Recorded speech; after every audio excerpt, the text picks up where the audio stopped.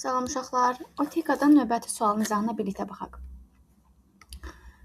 Deyir ki, proqram nəticəsi 72-dir. Yəni sonda print 72-ni çapa bilib. Yəni P bərabərdir 72. N bərabərdir int input, I bərabərdir int mat P. Bu deməkdir ki, I dəyişəninin qiyməti P-yə bərabərdir. K da bərabərdir int kök altında N.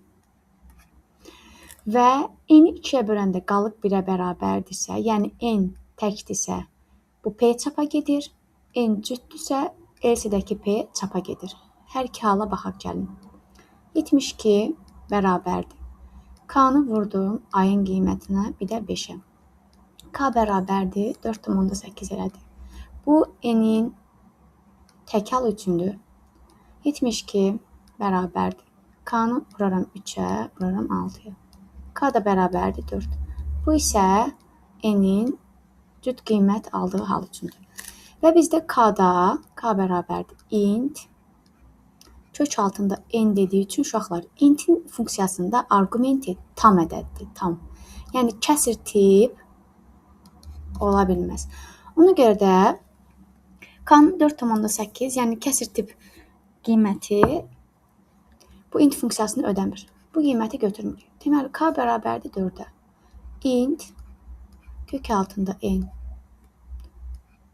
bərabərdir 4-ə.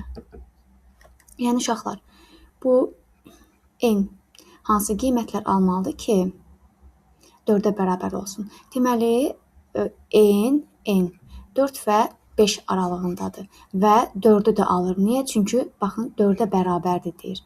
Onda kök altında n neyniyərəm? Böyük bərabərdir 4-dən və kiçikdir 5-dən bərabərsizliyini yazarım. Və hər iki tərəfi, hər tərəf kvadratı yüksəldərəm ki, kökdən azad olsun.